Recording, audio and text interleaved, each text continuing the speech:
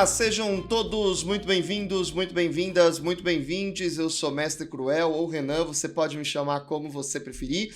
Está começando nosso Confissões Consentidas, o podcast da comunidade fetichista para o mundo. Você sabe que o papo vai ser bom, então já curte, deixa o like, já curte, comenta e compartilha.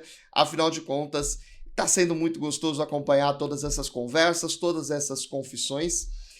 Eu estou hoje na frente de um grande amigo, querido, também maravilhoso. Centauro está aqui. Antes de eu passar para você, querido, eu preciso lembrar que eu sou um homem branco, cisgênero, de 33 anos. Estou usando uma camisa preta de couro, sem mangas. Meu cabelo tem umas mechas e ele é castanho, alguns fios brancos. E nós estamos aqui gravando hoje, como eu disse, com esse querido Centauro. Meu bem, seja muito bem-vindo, bem-vinda, bem-vinde. Faça uma descrição visual sobre quem você é e aí a gente começa a trocar uma ideia. Olá, galera. Prazer. Meu nome é Centauro. Sou um homem branco cis também, com algumas tatuagens, uma regata jeans azul, uma boina vermelha, característica do Centauro, uma luvinha vermelha também e meio barbudinho, barba a fazer. Justo. Meu bem, a nossa pergunta provocadora é sempre a mesma para todo mundo, que é o que eu ia ler se eu jogasse o seu nome no Wikipedia. Eu não sei se você tem realmente uma página no Wikipedia, mas com isso eu quero saber da sua infância, onde você veio, se você nasceu em São Paulo, se você nasceu em outro lugar, como é que você era quando era criança, como você era na sua adolescência, em que momento você encontra sexualidade, em que momento você se depara com o fetichismo. Claro, a gente vai devagarzinho, não precisa responder tudo de uma vez só. E lembre-se sempre de falar aquilo que você se sentir confortável, sempre a partir do consentimento você faz essas confissões para nós. Ai, que delícia. Agora é contigo. Bom, fiquei pensando, né, realmente nessa pergunta, do que estaria na minha Wikipedia. Bom, primeiro eu acho que Centauro, no meu caso, é com S. Tá? Não confundam com a loja de tênis, que é o que normalmente aparece quando as pessoas jogam no Google. Então, não, ainda não tenho uma página na Wikipedia, mas se alguém quiser começar, pode começar, é só jogar lá. Centauro, eu diria que é uma dor que nunca cessa e uma ferida que nunca se cura. Assim, é um ser de puro caos mental e que não para de pensar o tempo inteiro e que, na verdade, pensa mais rápido do que fala. Então, parece que eu tô sempre de boa, tranquilo na minha, assim, quietinho, mas eu tô aqui maquinando muitas coisas, enlouquecendo devagar também. Uhum. E, inclusive, é daí que surge a maior parte da minha inspiração para criar o Centauro, né? Tipo, como canalizar essa dor, como dar forma a ela, para não deixar ela tomar o controle de mim. Certo. E antes de Centauro existir, quem existia? Você quer falar sobre isso, seu passado? Como é que é? Tô curioso para conhecer você Claro! mais profundamente. Agora na mesa, né? Claro. Porque a gente já se conhece profundamente em outros status. Você sabe o meu nome de verdade? Eu sei seu nome de verdade. Ai, qual que é o meu nome de verdade? Seu nome de verdade é Alex. Alex, parabéns. Alex, isso mesmo. viu? Eu sei seu nome de verdade, Isso Alex. mesmo. E na verdade eu tenho Eu sei seu nome inteiro. Mentira. Sei. Fala aí. Alex Laia Santos. Mentira, não é esse não. Não é não? Então eu tô mentindo? Aham. Posso falar qual que é? Vai. Você quase acertou, mais ou menos. É Alexandro Laia Gomes Jr. É meio grande.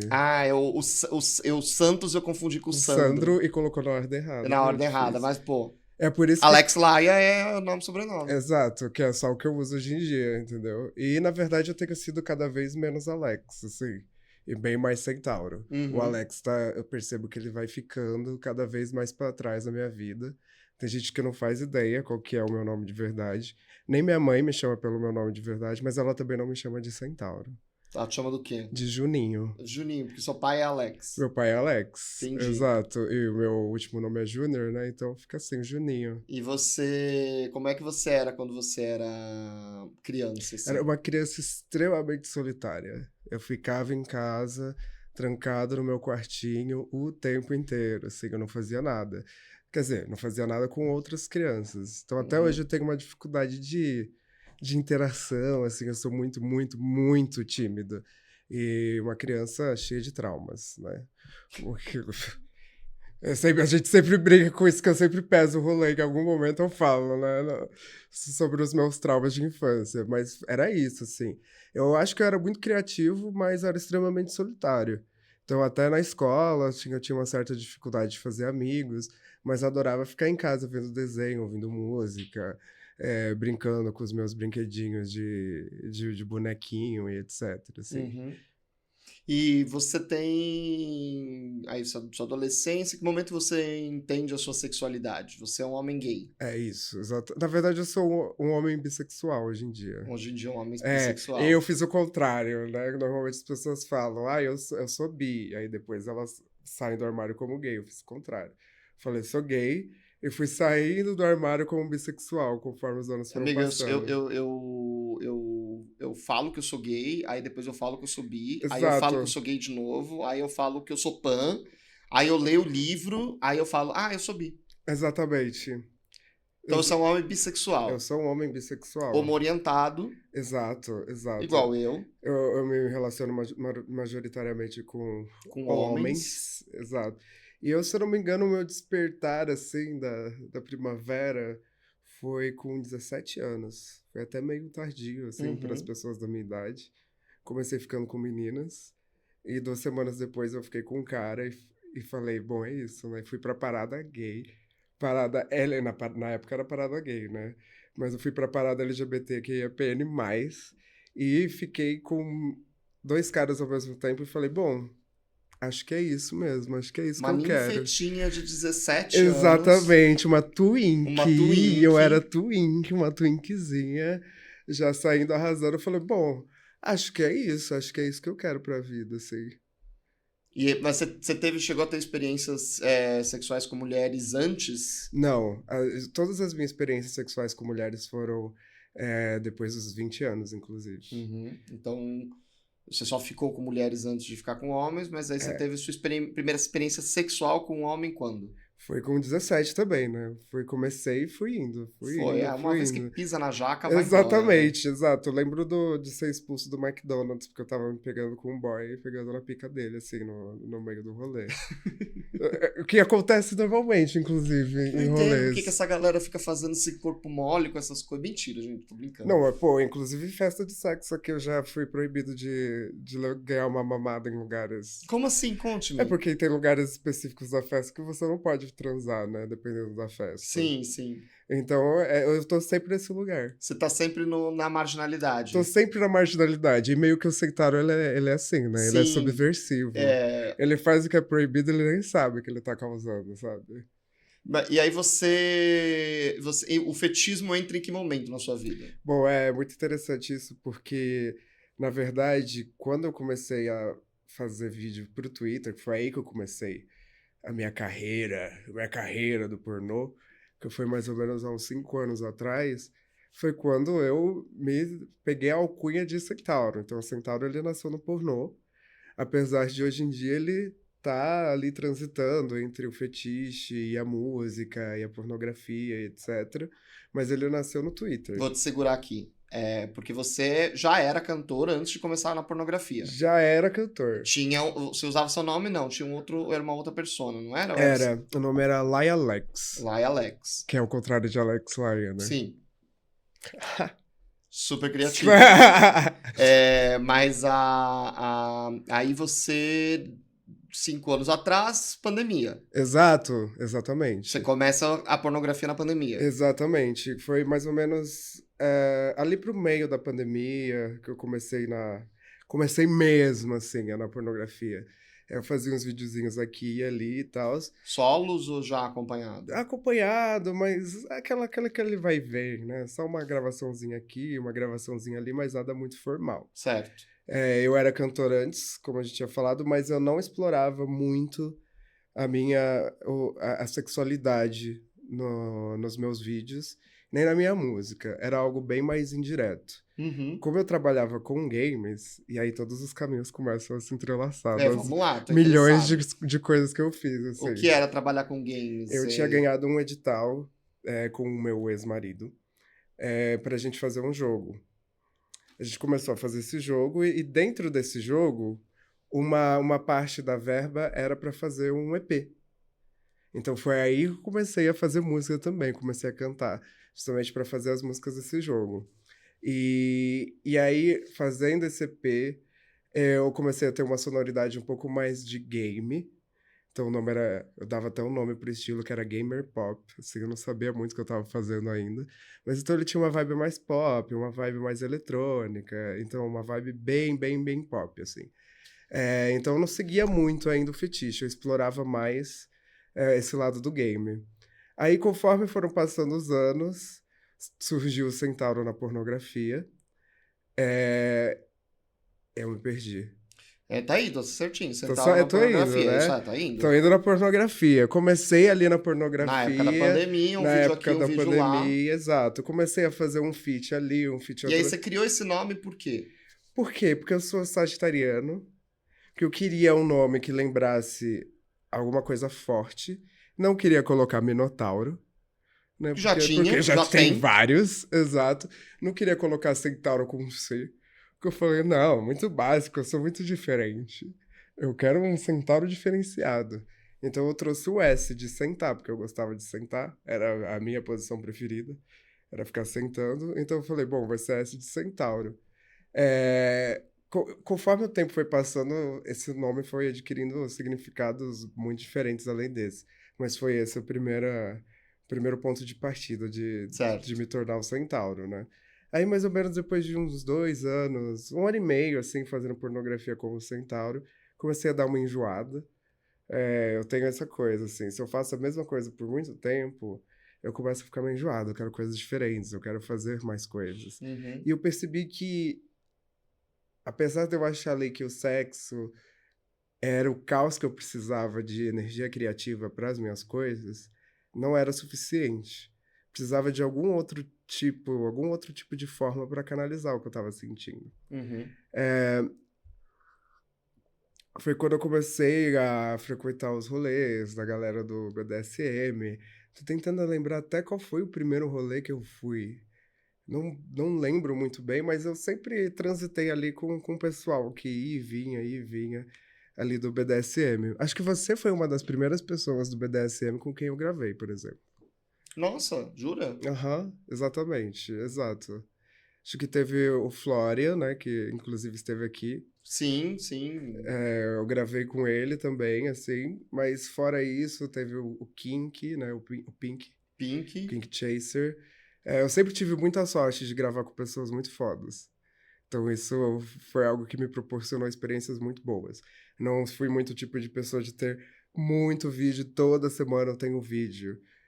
Porque a minha relação com sexo ela é um pouco diferenciada, assim. Eu gosto de transar, mas o ato de transar e a interação social do sexo me deixa muito nervoso. Uhum. Então eu acabava fazendo cada vez menos, assim, e focando mais em outras coisas. Aí depois de um tempo ali, trepando, gravando, etc., eu falei, porra, tô cansado de ter duas personas diferentes, uma pra música e uma pro pornô. E eu acho que Centauro é um nome bem mais forte, musicalmente também. E eu queria trazer mais elementos do fetiche, mais elementos de sexo e de sexualidade para as minhas músicas. Eu queria cantar de um jeito mais sexy, de um jeito mais profundo, de um jeito que pegasse mais assim dentro de mim. Eu falei, eu vou abandonar o Lilacs e Uhum. vou trazer o Centauro pro centro da minha vida. E foi quando tudo começou a convergir. E foi aí que o Centauro, o pornô e o fetiche começaram a todos se encontrar numa coisa só. Uhum. Mas em que momento você se identifica enquanto alguém fetichista? A gente conversou já sobre isso em alguns momentos da nossa amizade. Uhum, Que muitas vezes você não se sentia pertencente a esse título de fetichismo. sim. Em que momento isso tem um turn na sua vida, assim? Eu não me sinto pertencente a várias alcunhas, assim, porque, por exemplo, eu sou não binário, ao mesmo tempo que a minha expressão de gênero é majoritariamente masculina. Então, assim, será que eu posso dizer que eu sou uma pessoa não binária por ter essa expressão de gênero majoritariamente masculina? Uhum. Eu não me sentia fetichista, porque apesar de gostar de certas práticas fetichistas, eu não vivia o estilo de vida fetista, o estilo de vida BDSM que as pessoas consideram como, esse é o jeito que você deveria fazer essas coisas. Eu acho que quando eu comecei a me tornar centauro, quando eu comecei a interagir com a galera, mas não só a galera, como comecei a fortalecer laços de amizade, amizade mesmo, dentro da comunidade, foi quando eu comecei a me sentir fetista. Eu sempre tive uma aversão à palavra comunidade. E isso me fazia me distanciar mais do fetiche. Uhum. Porque, porra, se eu, pra ser fetichista, eu preciso fazer essas coisas desse jeito, então talvez eu não seja fetichista. Então foi quando eu conheci a Mameduze, foi quando eu conheci você, foi quando essas amizades elas começaram a fortalecer quem eu era como pessoa. Eu não tô falando de práticas fetichistas, eu tô falando de quem eu era, assim.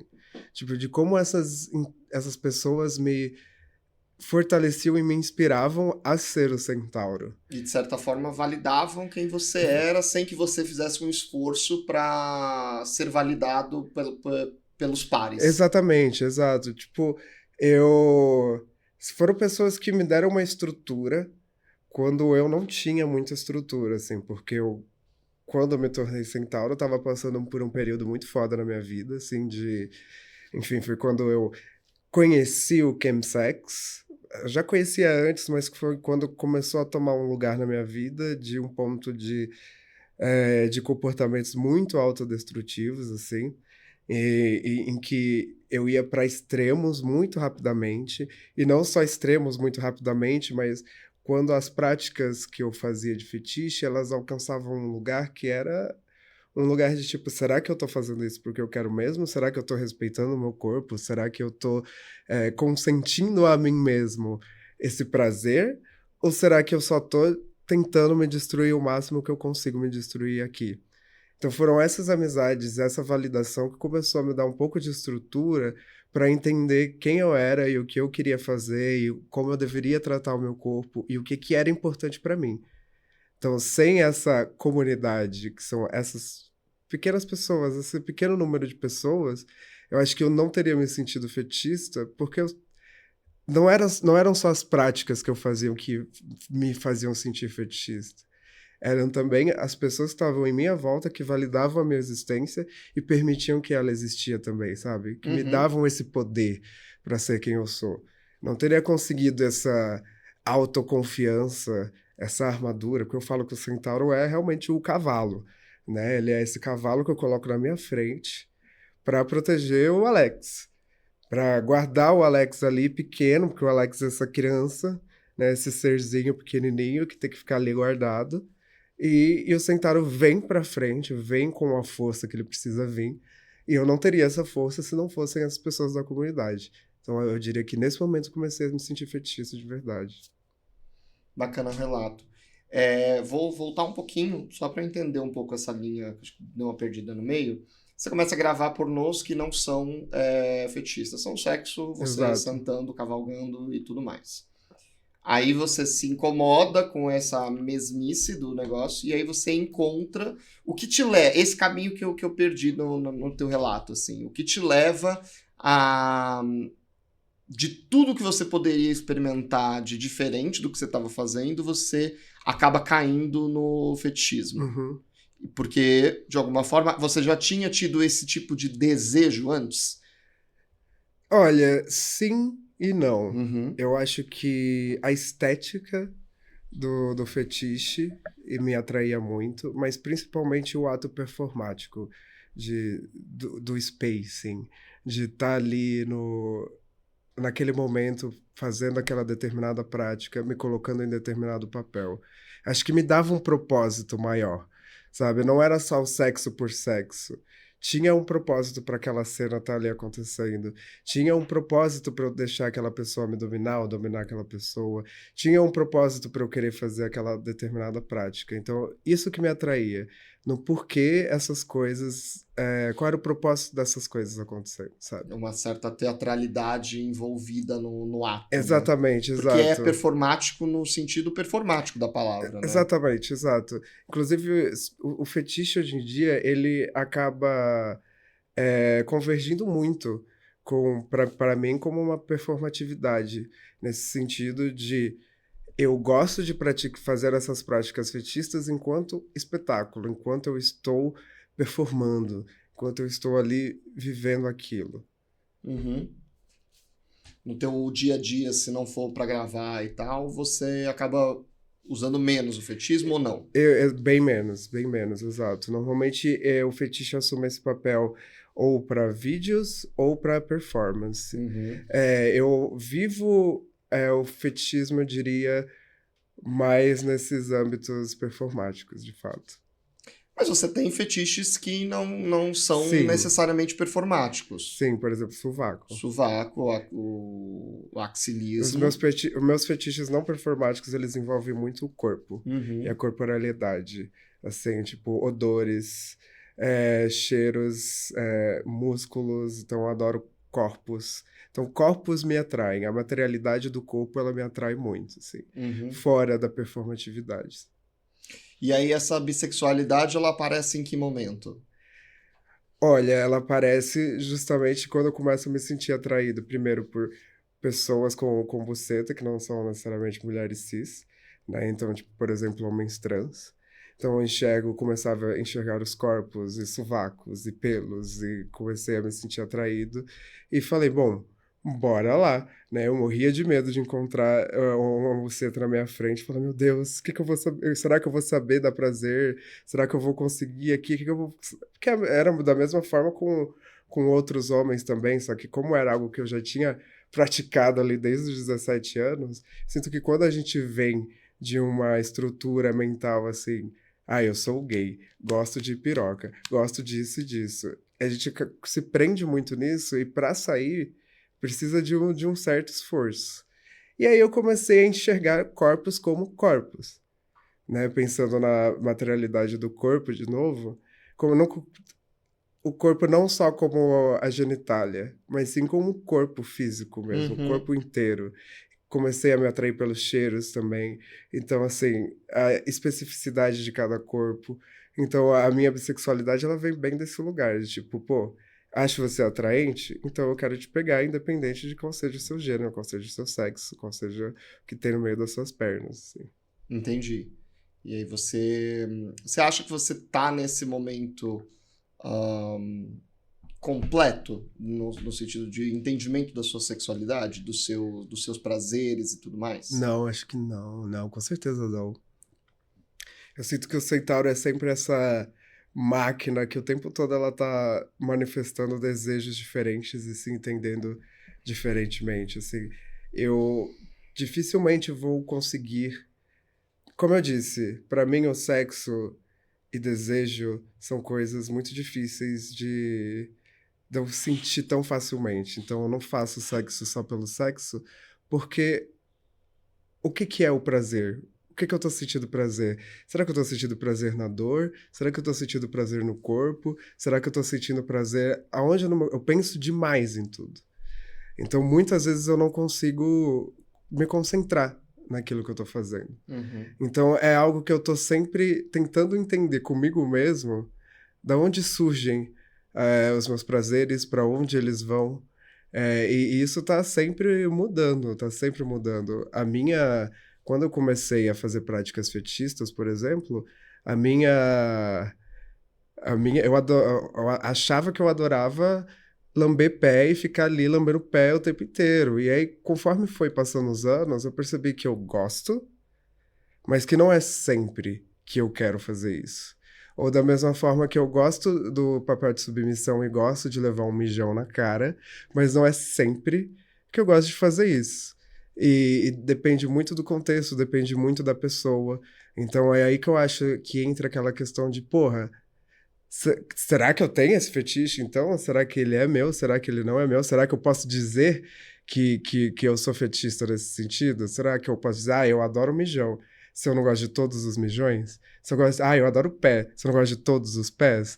Eu adoro homens, se eu não gosto de todos os homens, sabe? Então, pra mim, esse lugar do fetiche acaba sendo um pouco complicado. Eu acho que tem uma coisa doida nesse papo todo que me lembra muito uma teoria minha que é que às vezes a gente acaba esquecendo quando a gente fala sobre práticas fetichistas, Inclusive, vou deixar isso linkado no card, porque tem aqui, é um dos rapidinhas, mas tem aqui, que é a questão de forma e conteúdo dentro da prática fetichista. Porque é isso que você falou, né? Eu gosto de mijão, mas eu não gosto de todos. E eu não gosto de todos porque às vezes é todos, porque eu não quero levar um mijão seu, mas quero levar do outro. Exato. E às vezes eu não quero levar um mijão dessa forma. E para que isso aconteça, precisa acontecer de outra forma. Exato. Então, o conteúdo é a prática, né? O conteúdo é a ideia, o cerne do negócio. O conteúdo é o peace play, o mijão e tal. A forma a forma é na banheira, a forma é na boca, a forma é na cara, a forma é dentro do cu, a forma é depois de gozar, a forma é antes de gozar, a forma é o primeiro do dia, a forma é você ter que tomar 63 litros de água para ficar transparente. Isso é a forma. E às vezes a gente acaba olhando a prática, e quando a gente pergunta muito pro outro sobre a prática, a gente está sempre lidando com o conteúdo dela. E eu acho que esse é um grande desafio, e acho que é importante você trazer esse relato para cá, porque é isso, assim. Sempre gosto de tratar uma pessoa que jogava comigo que detestava apanhar, exceto se ela fazia alguma coisa errada e era uma forma de punição. E aí, se fosse dessa forma, você podia tirar sangue dela que não tinha problema. A depender, claro, né, do nível do erro e tal, não sei o que, tratar. Mas essa coisa do, fico ali de 4 e você vem me bater, pra ela não fazia sentido. E até ela entender que existia esse desejo no spanking, mas pro spanking acontecer pra ela, tinha que ser desta forma, isso leva tempo. E aí você fala uma coisa, né? Você faz sexo pelo sexo não te interessa. Mas muitas vezes, quando a gente conversa com pessoas que gravam conteúdo e tudo mais, encaram o sexo como um trabalho. E é isso, eu tenho que gravar hoje, eu vou ficar de pau duro, vou fuder, e aí beleza, vamos depois tomar um café, conversar qualquer coisa, mas eu posso só chegar, arrumar a luz e começar a gravar. Como é para você produzir conteúdo sendo uma pessoa que necessita de quase uma demissexualidade dentro desse processo, né? Não faz sentido para você se você não tiver um envolvimento com aquela pessoa. Sim. E a gente falou muito sobre isso até a gente conseguir gravar o nosso primeiro vídeo. Sim. E tudo, né? E o segundo também. O segundo também e tal. Não, mas o segundo foi mais uma questão de tempo, né? Foi que era uma necessidade de juntar a agenda de 3 pessoas. Exato. Era meio caótico. Já juntar 2 já é meio difícil, Exato. 3 era meio caótico. Mas na primeira vez, a gente ficou amigo antes de gravar, sim, né? Sim. Bom, sexo pra mim, ele acaba entrando nesse lugar de arte também. De criação artística, de caos. Da mesma forma como fetiche, eu acho que também entra nesse lugar de arte. A primeira forma que eu consigo me aproximar de uma prática fetichista é entendendo ela como uma forma artística também. Né? Eu percebi que eu gostava de fireplay quando colocaram fogo na minha careca no meu show, né? A mesma forma que... Não, mas você fez Fire primeiro com a Madame Dubá, não foi? Não, foi com um boy lá que ele colocou acho que foi na minha mão ou na minha careca, eu não lembro. Não, que você fez na Íntimo. Na Íntimo Expo. Ele jogou Depois um foguinho. eu fiz com você, né? Exato. E aí o que aconteceu? Quando eu vi aquilo, eu falei, nossa... Imagina isso no meu show, que legal que seria. E aí, quando a gente fez uma vez, e aí a gente fez outra vez, a gente fez a terceira vez, eu fiquei, nossa, acho que isso me dá muito tesão. Acho que eu gosto muito de fazer isso. E querendo ou não, né, voltando à sua pergunta, eu tenho muita dificuldade de produzir conteúdo de forma regular. Eu falo que meu conteúdo hoje em dia, principalmente no pornô, é que nem temporada de anime, né? Sai, tipo... 2 vezes a cada ano, assim, sabe? Essa temporada dessa série da HBO, que tem uma vez a cada 2 anos, uma temporada nova. Então, eu não consigo mais encarar... Já tentei encarar a produção de conteúdo nesse ritmo de trabalho, da mesma forma que eu já tentei encarar práticas fetichistas nesse ritmo também, de tipo, não, vou fazer toda semana, vou fazer o tempo inteiro, taranana. Da mesma forma que eu tentei encarar meus shows e as minhas performances nesse ritmo também, e não é um ritmo que eu consigo assumir para mim, porque ele precisa fazer sentido dentro de mim. Ele precisa fazer sentido como forma de expressão artística também, sabe? Uhum. E para isso eu preciso respeitar o meu tempo. Para isso eu preciso entender que eu preciso dizer não para as coisas. E o que eu não gosto, ou o que eu não quero nesse determinado momento na minha vida. Sabe? O que eu não quero nesse determinado momento, hoje, sábado, às 5 horas, quando estão me oferecendo um mijão. Que tipo de mijão eu não quero, sabe? E eu acho que isso vai muito desse autoconhecimento, né? De você saber e conseguir delimitar os seus desenhar ali os seus limites, desenhar o que você quer realmente, o que você não quer, ou até onde você está disposto a ir. É mais ou menos isso. Entendi. Mico, você quer falar mais alguma coisa sobre você? Você acha que ficou faltando alguma coisa antes da gente ir para a nossa próxima etapa do nosso bate-papo? Olha, eu acho, assim, eu só queria fazer um adendo sobre como as práticas sutistas elas se juntam nas minhas performances musicais, Claro, assim. claro, é importante. Bom, primeiro que eu gosto de fazer só o que eu quero, só o que me dá prazer nos meus shows, assim.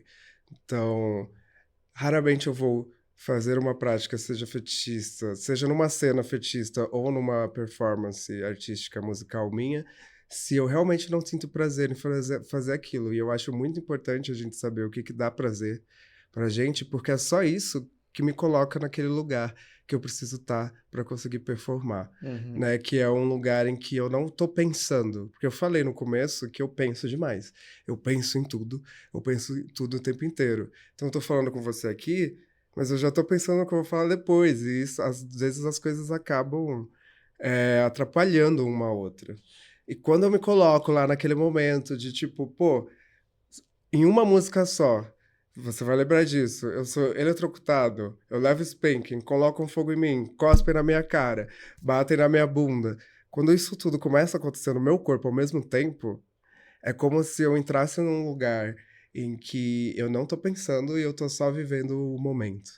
Entendeu? É como se o meu lado racional saísse de mim e um lado instintivo conseguisse assumir, né? E aí eu acho que as práticas fetichistas, elas se aliam muito à forma com que eu quero me expressar artisticamente, porque elas são um catalisador que me permitem chegar nesse lugar de, tipo, vou ser livre, vou ser um cavalo livre e rebelde e cantar do jeito que eu tenho que cantar, porque é isso que tem que sair do meu corpo nesse momento. Uhum. Entendi. Tá certo. Acho perceptível isso. Inclusive, no final, o Centauro vai falar as redes dele, ouçam as músicas dele. Adoro as músicas. Ai, canta uma aí. Canto, eu vi. Ai, se fudeu. Achou que eu não ia. Nada mais. Ai, olha, lembrei Entendeu? do outro verso. Arrasou. Eu lembro de todo, é que demora pra pegar às vezes, assim. Mas eu tava Eu cantarolando Bicha também. Noturna agora. Antes de você chegar, eu Eba! tava cantarolando. Como uma Bicha bicha noturna. noturna, no beco ou no No beco bar. ou no bar. Eu gosto da abertura que você faz. Eu também, a melhor parte. Ouça bicha noturna. Vamos fazer o nosso bate-papo, bate-bola, jogo rápido. Vou fazer uma pergunta, você responde a primeira coisa que vier à sua cabeça. Não tem certo, não tem errado. Leve ela para onde você quiser. Pode ser engraçado, pode ser dramático, pode ser trágico. Vai no seu ritmo. Uhum, Começamos sempre basiquinho, de boa, para começar a aquecer com uma cor. uhum. Uma cor? É. Roxa. Um filme. Hellraiser. Uma música. Uma música? Um, bicha noturna. Uma música boa. Mentira! Desculpa, tá saindo. Precisei fazer uma piada, poxa. Eu teria Não. feito se você não fizesse. Uma música se não fosse... Uma música Uma que não fosse seja minha. sua. Deixa eu ver. Pode ser El Sexual, da FK Twigs. Justo. Se você tivesse que ter um superpoder, que superpoder você teria?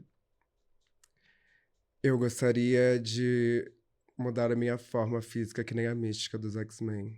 E se você tivesse que ter um superpoder bosta, que superpoder bosta você teria? E eu ia querer... eu ia querer ter polegares opositores no pé também. Justo. Nem macacos. Que nem macacos. Exato.